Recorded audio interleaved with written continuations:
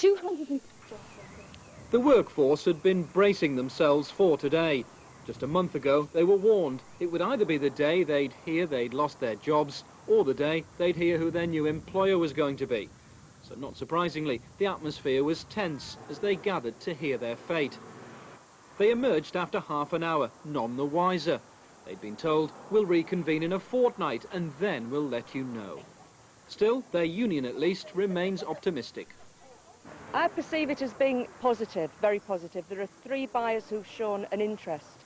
There are 4 who've replied to a post office box number via the BCIA, the National Clothing Industry Association. Peter Lucas, the chief executive, thinks they may not be runners, but certainly the 3 that have been approached by the trade union and Baird, we think are serious. In the latter part of its 50-year operation in Guisborough, the factory's increasingly concentrated on making jackets for men's suits.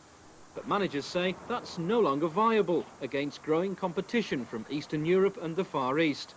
They say it doesn't mean the factory has to close, but does mean it'll have to make a different product. Predominantly, we've had to make the changes here because of changing consumer patterns in terms of what the consumer demands from formal menswear products. And those demands have meant that the supply base that you use, you have to adapt and change in line with what that consumer wants. And therefore, the Guisborough situation is part of that process. The Baird Group says it'll make a formal announcement about the fate of the factory on February the 27th. Thousands of people suffering with